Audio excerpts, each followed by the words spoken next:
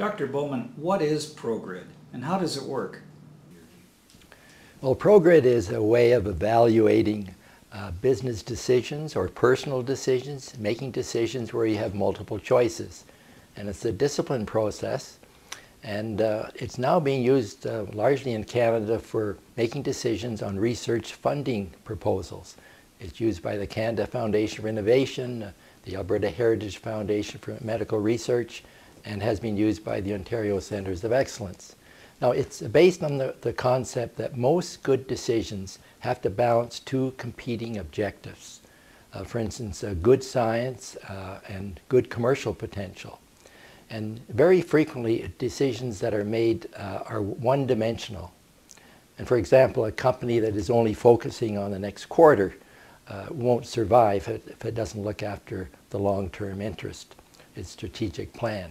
So ProGrid was developed formally about 10 or 15 years ago by a group of experienced Canadian technology managers, former research director for DuPont, vice president for Spar Aerospace, and several other people who had very strong in industrial research. We put our ideas together and came up with this idea of ProGrid. And it is in a way a peer review process, but a very structured peer review.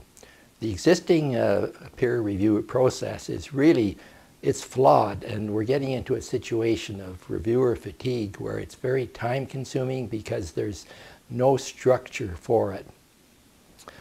Now, the idea of ProGrid really arose much earlier, and it really arose out of the work I did with the Alberta Oil Sand Technology and Research Authority back in the 1970s. Now, the group was called IOSTRA, and it had to balance good science, had to understand the fundamentals of the oil sands, but it also had to get technology that could be used commercially. So this idea of two competing, what we call orthogonal objectives, which both have to be met for success, really came at that period, during that period. But it wasn't until later in life that I got together with some colleagues and we tried to formalize this. It's only now used in Canada. We have a small group working on it, and we're interested in exporting it as a contribution to decision-making worldwide. In fact, we've raised the idea with Russia, and they've expressed a strong interest, and that may be one of the areas we have for follow-up. There has been some concern that ProGrid is too mechanical and loses the human involvement. How do you respond to that? I think this is a concern that everyone's had when they first see it. They think, well, okay, there's a format here, there's a chart, there's spaces to put information in, and they think of it as a very numerical, mechanical system.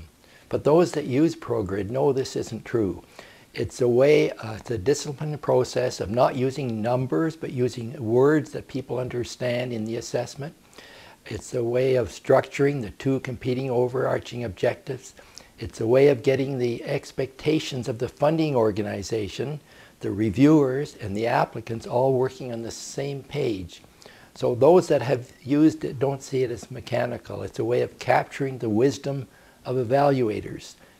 And as an example, when there's a committee that meets to make the final decisions, rather than spending a lot of time on what my colleague says is debating areas where everybody is in vigorous agreement, you concentrate on the things where there are some differences in views, and you concentrate on these and try and resolve them to reach a consensus.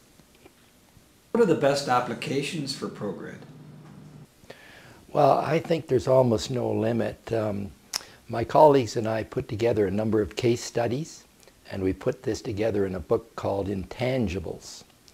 And this describes the theory behind ProGrid and also explains about 12 or 13 different applications areas, from the funding of university research, building university infrastructure, sort of applications for venture capitalists picking sort of interesting projects for funding.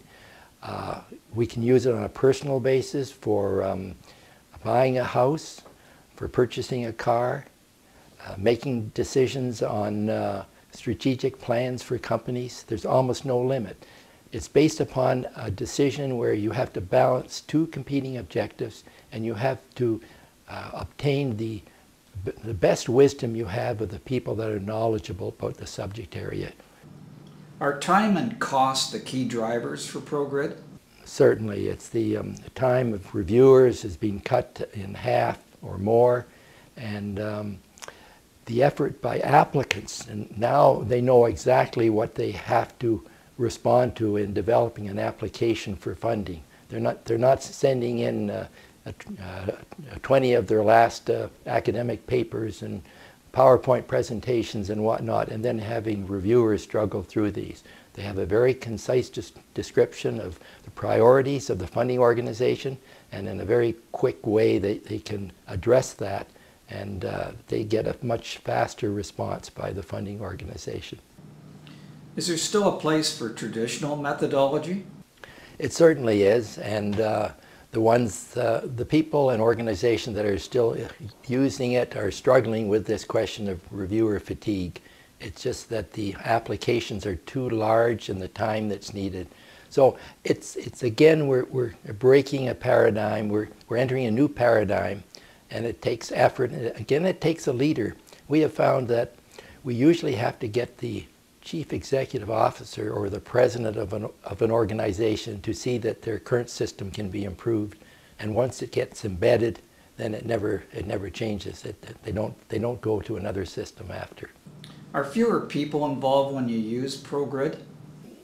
Fewer people, I don't think there's fewer people involved. It's just that the people that are involved can do it more efficiently and effectively. Who owns and operates ProGrid? ProGrid is owned, if we talk about the ownership, it's owned by a consulting practice that I have. It's licensed, though, to the group of people I referred to that built the commercial part of the concept. It's licensed to that group. It's the people that use ProGrid, though, they own their ProGrid system. Once their priorities are in it, it's owned by the company or the organization that's using the system. Are there global market opportunities for ProGrid? I'm sure there are. It's a matter of not depleting our resources too much, our human resources. We only have so many people that are working on ProGrid, and they're now working flat out on opportunities in Canada. What we would need to do, we'd have to have some kind of a strategic alliance with an international partner if we want to roll this out, and we're certainly interested in that.